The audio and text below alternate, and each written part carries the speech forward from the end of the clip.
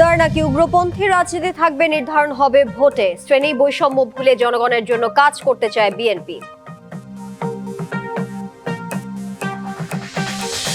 অভ্যুত্থানে বাংলাদেশের পাল ঘুরিয়ে দিয়েছিল তরুণরা, ভোটেও মোড় ঘুরিয়ে দেবে তারা, মন্তব্য জামায়াত আমিরের।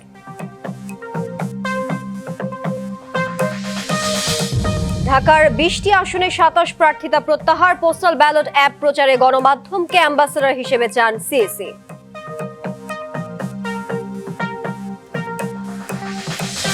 সরকারি চাকরিজীবীদের বেতন প্রতিবেদন জমাকাল, অর্থনৈতিক চাপে পড়বে না নতুন সরকার, দাবি অর্থ উপদেষ্টার।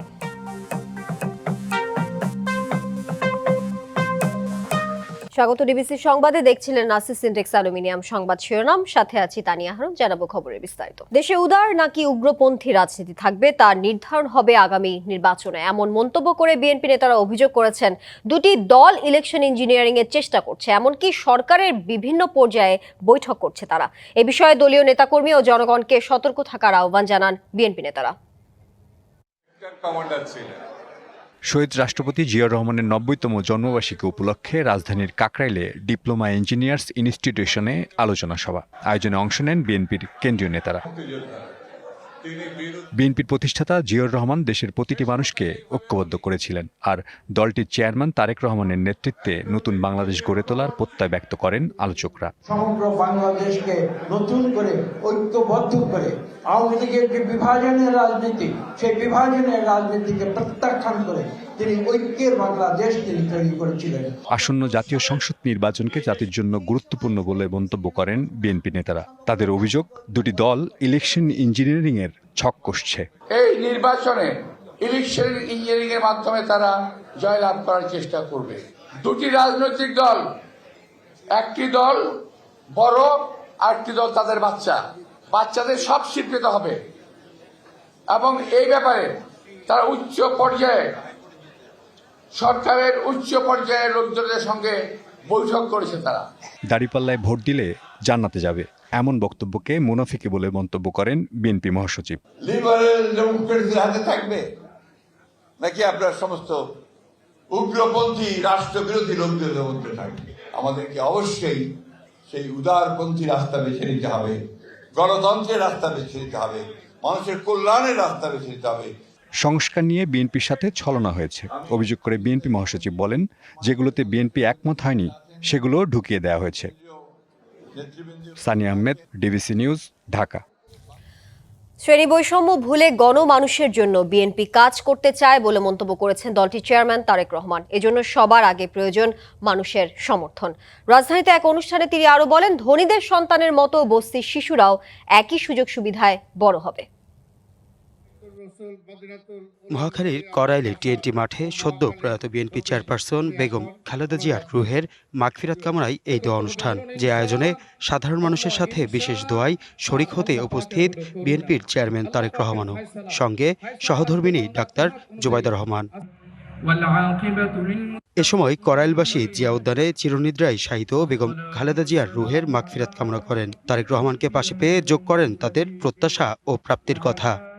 আমাদের তার কাছে প্রত্যাশা হচ্ছে যে যুব সমাজ তাদের বেকারত্বের হার যাতে কমে যায়। করাল বস্তিতে উনি আস্তে আস্তে হিংসা ভেদাভেদ ওনার মনে নাই, আস্তে আস্তে আমাদের খুবই আনন্দ লাগতেছে। উনি আমাদের কথা চিন্তা ভাবনা করে এখানে আসছে আমাদের বস্তির উন্নয়নের জন্য, এই প্রত্যাশাই তার কাছে। করাইলবাসীকে আশ্বাস দিয়ে তারেক রহমান বলেন, আগামীর প্রজন্ম হবে বৈষম্যহীন, সমানভাবে পাবে আধুনিক শিক্ষা ও চিকিৎসা সেবা। খালেদা জিয়া যখন দেশের দায়িত্বে ছিলেন সেই সময় কিন্তু ওনার সময় প্রথম মা বোনদের শিক্ষা ব্যবস্থা ক্লাস 1 থেকে ইন্টারমিডিয়েট পর্যন্ত মা বোনদের শিক্ষা ব্যবস্থা বিনামূল্যে করা হয়েছিল। আশ্বাস বাস্তবায়নে দোয়া ও সমর্থন চাইলেন এলাকাবাসীর। আমার বাবা শহীদ রাষ্ট্রপতি জিয়াউর রহমান, আমার মা দেশনেত্রী খালেদা জিয়া সহ আমার ভাই এবং আমার পরিবারের জন্য আপনাদের সকলের কাছে, বিশেষ করে মা বোনদের কাছে দোয়া চাই। আবারও আপনাদেরকে বলবো, দোয়া করবেন আল্লাহর কাছে, যাতে যেই কথাগুলো আপনাদের সামনে বলেছি, আপনাদের যেই সমস্যাগুলো আছে, এলাকার যেই সমস্যাগুলো আছে, সেই সমস্যাগুলো যে সমাধান করার জন্য আল্লাহ আমাকে যেন তৌফিক দেন। মানুষের ভালোবাসায় রাষ্ট্র পরিচালনার দায়িত্ব পেলে নারীর শিক্ষা ও প্রগতিতে মা বেগম খালেদা জিয়ার যে উদ্যোগ নিয়েছিলেন সে পথেই অনুসরণ করবেন তারেক রহমান। নিজের এমন প্রত্যয়ও আসে তার কাছে। আমি কিন্তু আপনাদের এলাকারই সন্তান। হাসিব পান্থ, ডিবিসি নিউজ, ঢাকা। অর্থনৈতিক গণতন্ত্র পুনরুদ্ধারে প্রতিজ্ঞাবদ্ধ বিএনপি। সেই লক্ষ্যেই রাষ্ট্রকে বিনিয়োগ বান্ধব করে তুলতে পূর্ণাঙ্গ পরিকল্পনা হাতে নেওয়া হয়েছে, কথা বলেছেন বিএনপির মহাসচিব মির্জা ফখরুল ইসলাম আলমগীর।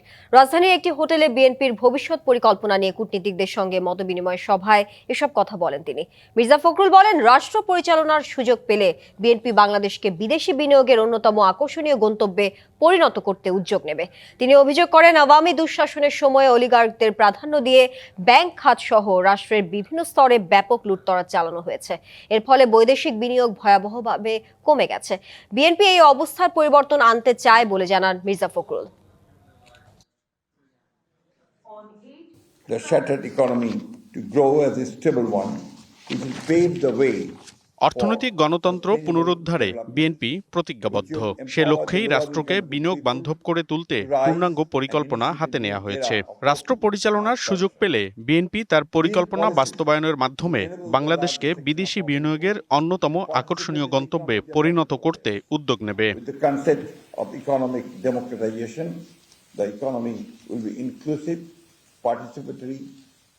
পোস্টাল ভোট করতে পেরে বাংলাদেশ ইতিহাসে নাম লেখালো, এ কথা বলেছেন প্রধান নির্বাচন কমিশনার। এছাড়া পোস্টাল ব্যালটের অ্যাপের প্রচারে গণমাধ্যমকে অ্যাম্বাসেডরের ভূমিকায় দেখতে চান বলেও জানান তিনি। এদিকে শেষ দিনে ঢাকার 20টি আসনে প্রার্থিতা প্রত্যাহার করেছেন 27 জন। তফসিল অনুযায়ী বুধবার চূড়ান্ত প্রার্থী তালিকা প্রকাশ ও প্রতীক বরাদ্দ দেওয়া হবে, আর 22 জানুয়ারি থেকে প্রচারণা শুরু করবেন প্রার্থীরা। ত্রয়োদশ জাতীয় সংসদ নির্বাচনের প্রার্থিতা প্রত্যাহারের শেষ দিন ছিল আজ। এদিন ঢাকার বিভাগীয় কমিশনার কার্যালয়ে সকাল থেকে দুপুর 2টা পর্যন্ত প্রার্থিতা প্রত্যাহার করেছেন অনেকেই। তাদের মধ্যে আছেন ঢাকা 10 আসনের খেলাফত মজলিস প্রার্থী আহমদ আলী কাসেমি, ঢাকা 18 আসনের গণসংহতি আন্দোলনের বিলকিস নাসিম খান, বাংলাদেশ খেলাফত মজলিসের ঢাকা 16 আসনের আহসানুল্লাহ, ঢাকা 17 আসনের খেলাফত মজলিসের এমদাদুল হক, ঢাকা 18 আসনের জামায়াতের প্রার্থী আশরাফুল হক সহ আরও অনেকে। প্রার্থিতা প্রত্যাহারকারীরা জানান, জোটের প্রার্থী থাকা নির্বাচন থেকে সরে দাঁড়িয়েছেন তারা।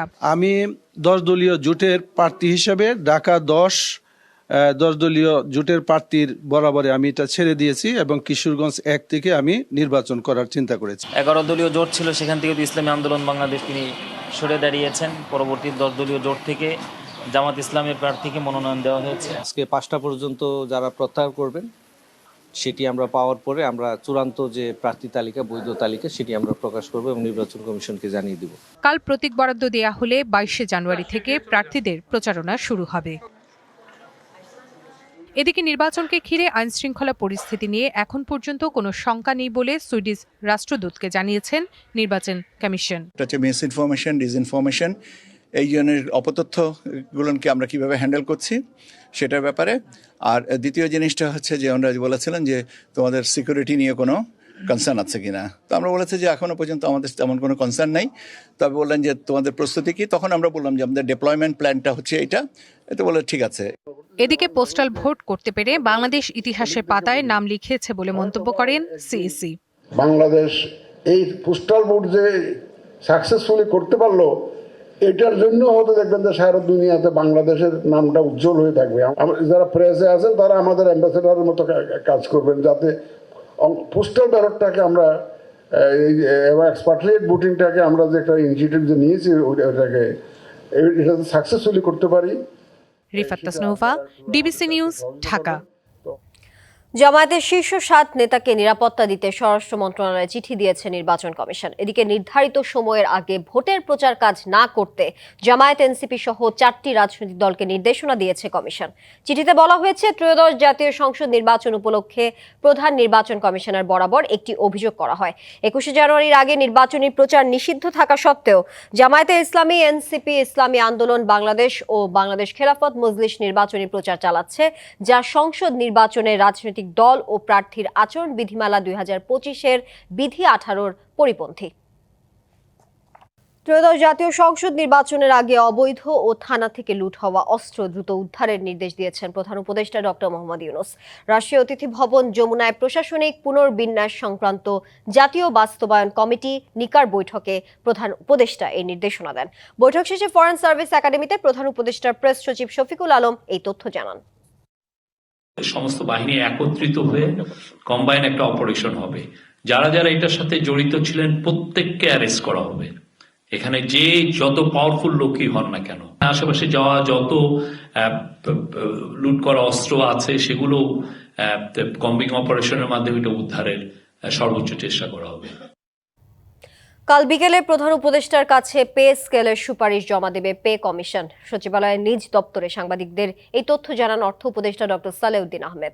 অর্থ উপদেষ্টার আশা, পে কমিশনের দেয়া সুপারিশে সরকারি কর্মকর্তা কর্মচারীরা সন্তুষ্ট থাকবেন। জানান, পে কমিশনের প্রস্তাব কিভাবে কতটুকু বাস্তবায়ন করবে তা নির্বাচিত সরকারের উপর নির্ভর করবে। তার দাবি, এটি পরবর্তী সরকারের উপর কোনো অর্থনৈতিক চাপ তৈরি করবে না। পে স্কেল বাস্তবায়ন করা গেলে তা সবার জন্যই ভালো হবে।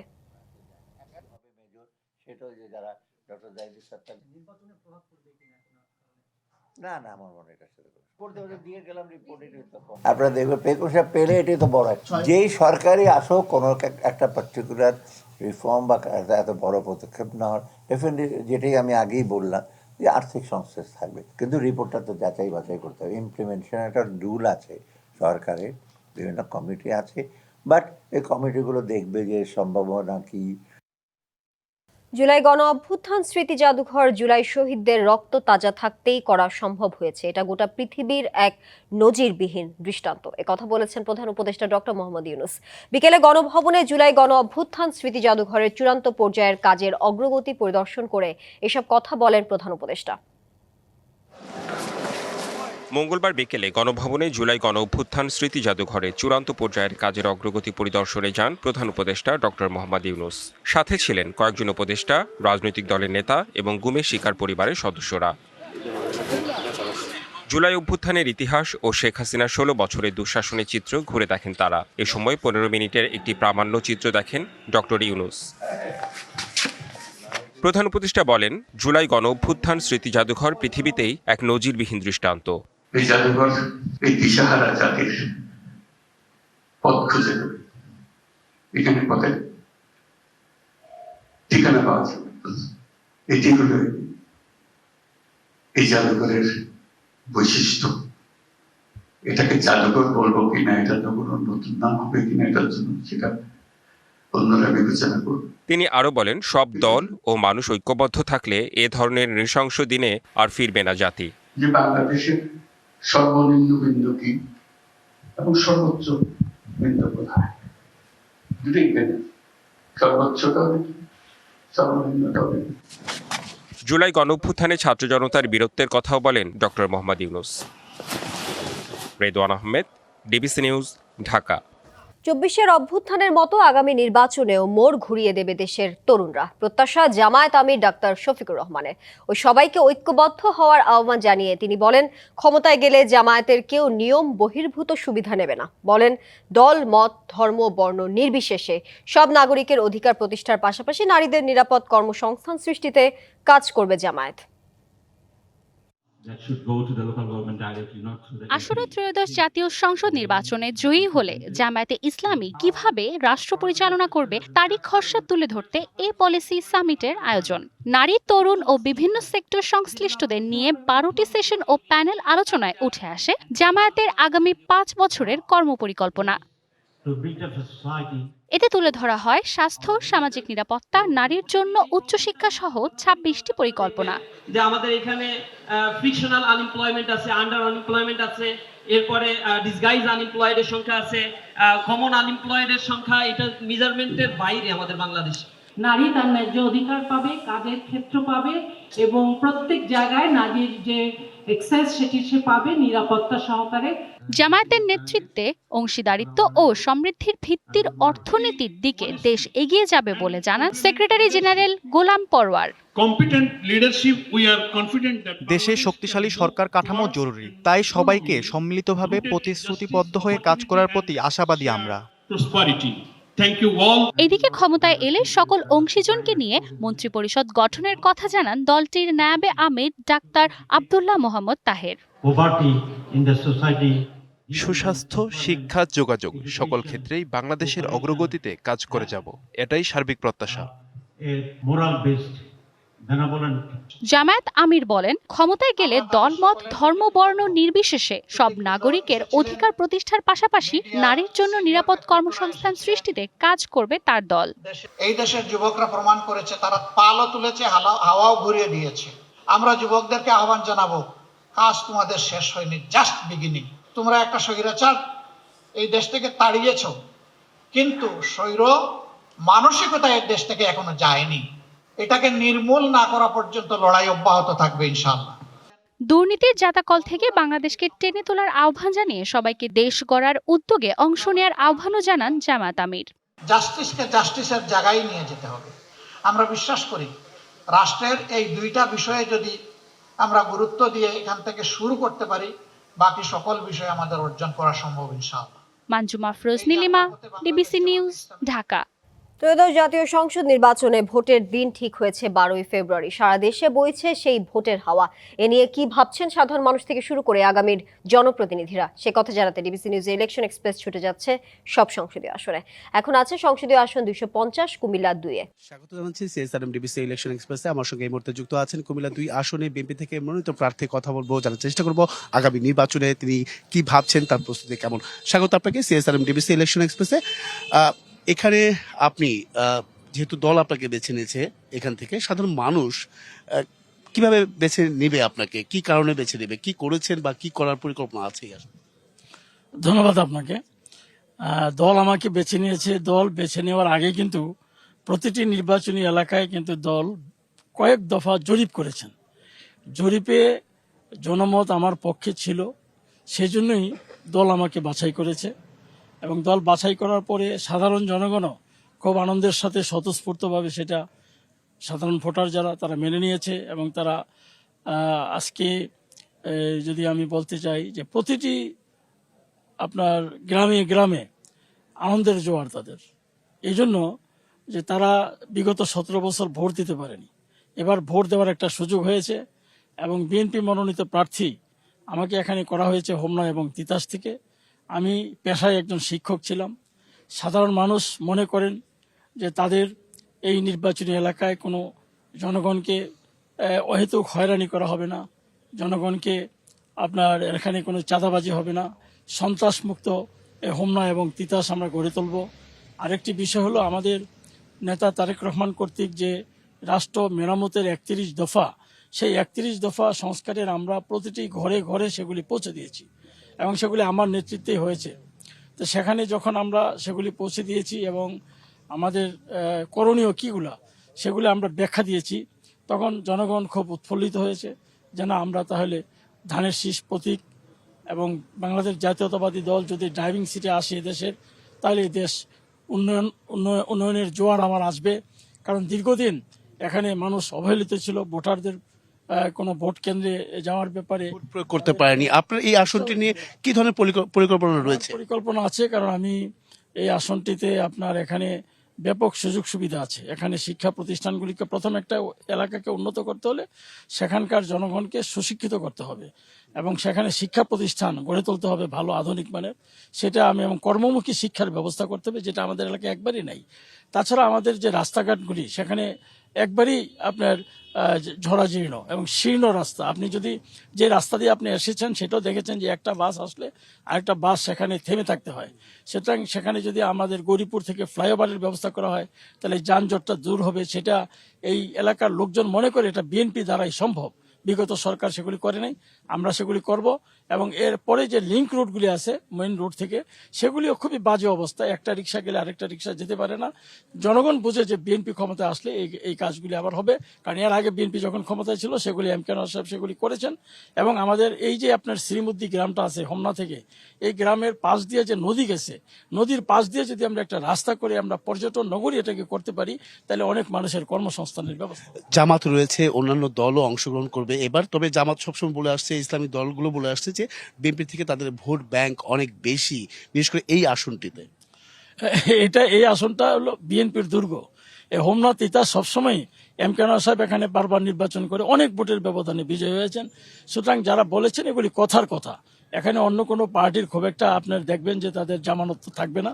এটা আমি আপনি নির্বাচন বলতেছেন যে তাদের কর্মীরা কি তাদের ভোটার?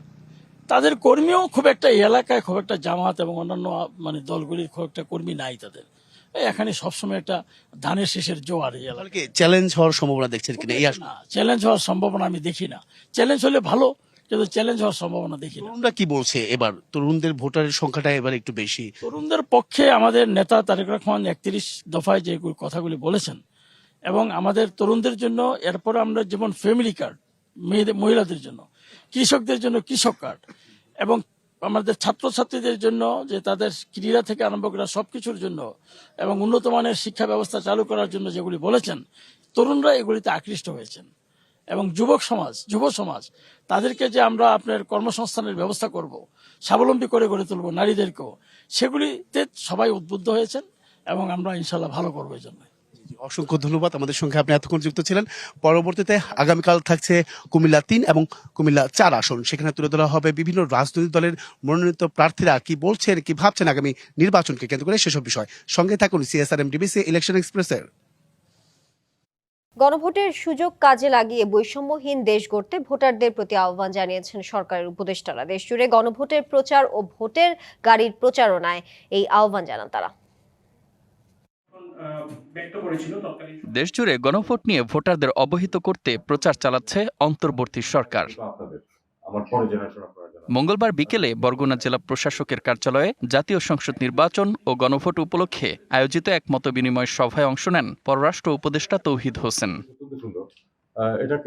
3টি চ্যালেঞ্জের কথা উল্লেখ করে তিনি জানান, সরকার চায় একটি সুষ্ঠু নির্বাচন। আমাদের পরের জেনারেশন যারা, তাদের জীবন তারা যে ধারণ করবে ওই সময় তার সামনে, সেখানে তারা চাইবে এবং চায় যে এর চেয়ে ভালো কিছু আসুক, পরিবর্তন আসুক। অবশ্যই তারপরে জেনারেশন যারা, তাদের জন্য দায়বদ্ধতা আপনাদের। সুনামগঞ্জে গণভোট নিয়ে জনসচেতনতামূলক সভায় অংশ নেন ধর্ম উপদেষ্টা আ.ফ.ম. খালিদ হোসেন। বলেন, সংবিধানে বিসমিল্লাহ যুক্ত থাকায় আলাদা করে জুলাই সনদে উল্লেখ করা হয়নি। সংবিধানের উপরে লেখা আছে বিসমিল্লাহির রহমানির রহিম, তো জুলাই সনদে থাকতে হবে কেন? জুলাই সনদ তো একটা পাঠ, ওখানে যুক্ত করে দেব, মূল কিতাবে তো বিসমিল্লাহ আছে। এদিকে দেশের জনগণ পরিবর্তনের পক্ষে রায় দেবে আশা প্রকাশ করেন তথ্য ও সম্প্রচার উপদেষ্টা সৈয়দা রিজওয়ানা হাসান। সাভারে এক অনুষ্ঠানে তিনি আরো বলেন, হ্যাঁ ভোটের মাধ্যমে দেশে আর কখনো স্বৈরাচার ফিরে আসতে পারবে না। বাংলাদেশ কোনো চাপিয়ে দেওয়ার সংস্কার না, জনগণের ভোটে সংস্কারের পথে মতামত নিয়ে পরিবর্তন করে নতুন বাংলাদেশের পথে হাঁটবে। এছাড়া বগুড়ায় মুক্তিযুদ্ধ বিষয়ক উপদেষ্টা ফারুকী আজম, চাঁপাইনবাবগঞ্জে প্রাথমিক ও গণশিক্ষা উপদেষ্টা ডাক্তার বিধান চন্দ্র রায় পোদ্দার, বাগেরহাট ও খুলনায় খাদ্য উপদেষ্টা আলী ইমাম মজুমদার এবং ঝিনাইদহে সমাজ কল্যাণ উপদেষ্টা শারমিন এস মুর্শিদ গণভোটে হা এর প্রচার চালান। Mostafa Kamal, DBC news desk. রাজধানী ও আশপাশের জেলাগুলোতে শীতের প্রভাব কমলেও দক্ষিণ উত্তরাঞ্চলের কয়েকটি জেলায় এখনো কনকনে ঠান্ডা। তাপমাত্রা ওঠানামা করছে 9 থেকে 12 ডিগ্রিতে। মঙ্গলবার সকালে পঞ্চগড়ের তেঁতুলিয়ায় সর্বনিম্ন তাপমাত্রা রেকর্ড করা হয় 9.4 ডিগ্রি সেলসিয়াস। এছাড়া ঠাকুরগাঁওয়ের সর্বনিম্ন তাপমাত্রা রেকর্ড করা হয় 9.8 ডিগ্রি সেলসিয়াস ও চুয়াডাঙ্গায় 11 ডিগ্রি সেলসিয়াস। রাজধানী ঢাকায় আজ সর্বনিম্ন তাপমাত্রা রেকর্ড করা হয় 16 ডিগ্রি সেলসিয়াস। এদিকে রাত থেকে ভোর পর্যন্ত ঘন কুয়াশার চাদরে ঢাকা পড়ছে দক্ষিণ উত্তরাঞ্চলের বেশিরভাগ এলাকার পথঘাট। তবে বেলা বাড়ার সাথে দেখা মিলছে সূর্যের। দুপুরে তাপমাত্রা স্বাভাবিক থাকলেও সকাল ও রাতের হিমেল বাতাসে কাবু সাধারণ মানুষ। ব্যাহত হচ্ছে কৃষিকাজ ও স্বাভাবিক জীবনযাত্রা। সবচেয়ে বেশি ভোগান্তি পোহাচ্ছে ছিন্নমূল ও দিনমজুররা। তবে প্রশাসন ও বেসরকারিভাবে থেকে সহযোগিতা না পাওয়ার কথা জানান শীতার্তরা।